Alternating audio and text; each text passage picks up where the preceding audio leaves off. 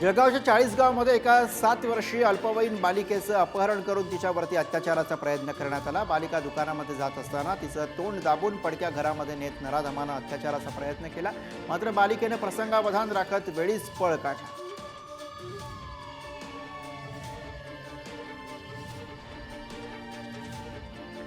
मुंबईच्या वरळीमधल्या माणुसकीला काळीमा फासणारी घटना समोर आली। आईच्या प्रियकराने अल्पवयीन लेकीवरती अत्याचार केल्याची घटना उघड झाली आहे। मुलगी गरोदर राहिल्यानंतर हा धक्कादायक प्रकार उघड झाला। या प्रकरणी 45 वर्षीय नराधमाला पोलिसांनी बेड्या ठोकल्या आहेत।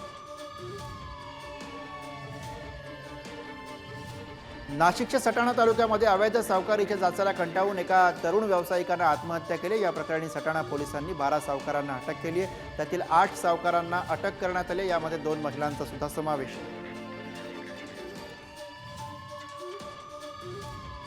अकोला रेल्वे स्टेशनवरती एका महिलेच्या गळ्यातील मंगळसूत्र हिसकावून चोरट्यानं पळ काढला। त्यावेळी चोरट्याचा पाठलाग करताना त्या चोरट्यानं महिलेच्या पतीवरच प्राणघातक हल्ला केला। या हल्ल्यामध्ये या व्यक्तीचा मृत्यू झाला, तर प्रकरणामधील आरोपीला पोलिसांनी अटक केली।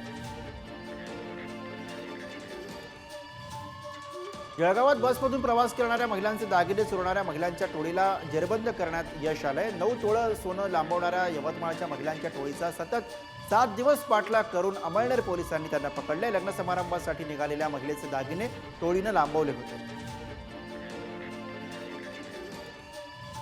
सोलापूरच्या बार्शी शहरामधील सराफ व्यावसायिकाला दुकानामधील कामगारांना जवळपास 39 लाख रुपयांचा आर्थिक फटका बसलाय।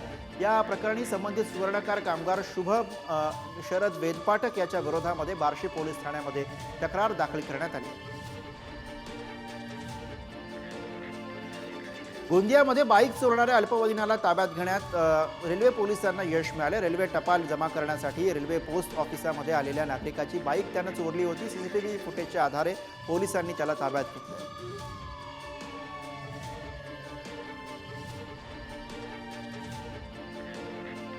अहिल्यानगरच्या शेवगावातील नागरिकांची 1,61,00,000ची फसवणूक करणाऱ्याला पोलिसांनी गुजरातमधून अटक केली। एका ट्रेडिंग कंपनीमध्ये पैसे गुंतवल्यास 12% परतावा देण्याचं आमिष त्यानं गुंतवणूकदारांना दाखवलं होतं।